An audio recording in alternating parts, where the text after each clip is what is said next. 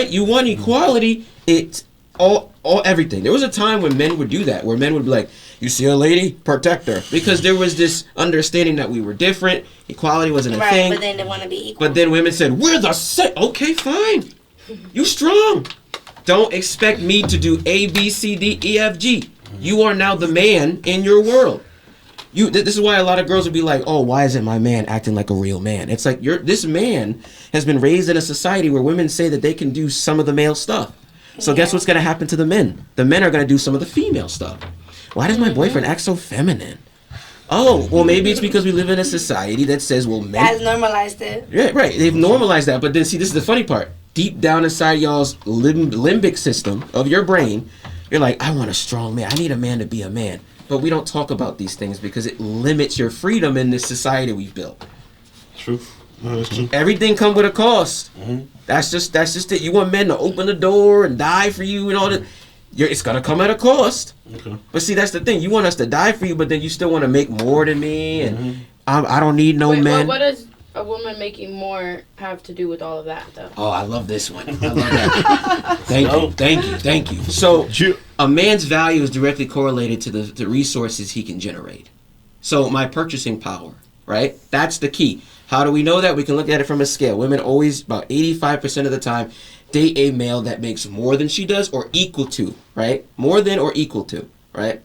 And so when a woman says, well, I want to make as much as a man, right? Girls go, well, why is that a problem? Why is it an issue that I make more money?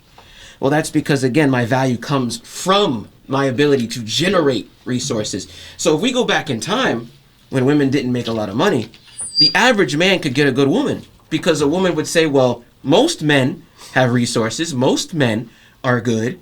Because a woman dictates who she picks based off that resource gathering ability. But once you're able to do that, what I can do, but better, even though I'm a good man, you don't pick me. You pick another Negro that's got more money than me and has multiple women because he has that resource that's more so than any other male. Then you go into the cycle of, well, oh my God, these guys treat me like shit. And it's like, well, yeah, because he can have multiple ladies. And this is why you're seeing an increase in male virginity. Because most of these good guys making $50,000 or less, not having these awesome jobs that most girls would want, a cool looking lifestyle for Instagram, they get passed up. That's why a lot of them end their lives. I had 4 followers last year kill themselves. 4. God rest their fucking soul. Because they either lost their wife. One dude found out his wife after 14 years. They weren't married, but 14 years was cheating on him. Killed himself. All of them gone. I don't get that from my female. We gonna replace him. Doesn't happen. We treat love differently, right? So again, back to what you're saying. It's not that I have an issue with women making money. It's that I understand what happens when you do. There was a time when my father lost his job. My mother treated my father completely different for 5 months. That was crazy. Then when my dad got his job back, it went back to normal. Because no matter what you say, right, you value us for what we become, not who we are. That's a fact. Because if it was the other way around, the numbers would be flipped, and they're not that way. The stats don't lie. Sure.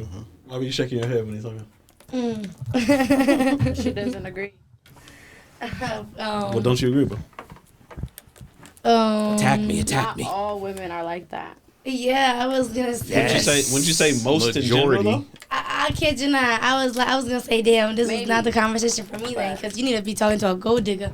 I'm over here like, damn, have you ever been in love? Cause shit, you Definitely. So what are you trying to say? You trying to say that he sounds like he not. hasn't been in love? Like he's hurt? No, not him. I'm saying I'm saying you gotta talk to somebody who obviously has not been in love or has no meaning or purpose with dealing with somebody. So that's the kind of woman he described right now? Kinda, yeah. Well, that's what I'm saying. This group right here, like, we're different. That's why I said we talking majority. General, not you. I know. Okay, that's why but you keep going back to the minority, which is y'all. No, and he pointed it out. He said, "Why did I shake my head?" And I said, Yeah, "Because." to know. We want to know why. That's why. I was like, "Damn, okay." The minority is always gonna. So, but hey. But see this. Minority always speaks up for the majority. Right. But I always tell ladies too, like, y'all don't have to walk the path we walk. Yeah. Right, we see the world from a completely different perspective because of what we're expected to do and what we're seen as. Anytime I walk around, I know I'm a threat. Right, I walk around. I'm a big, muscular black dude. I know I'm a threat. One time I went up to a lady because she dropped something. She turned around, she screamed at me and ran away. right? I am perceived. Okay, that's rude. No, but I would have said thank you. What I'm saying is that this is a reality for the majority of men. We walk down the street, we understand that. If I'm near a woman, I sit next to a woman on a train, I make sure to give space because I don't want her to think that I'm trying to sexually assault her or anything. Like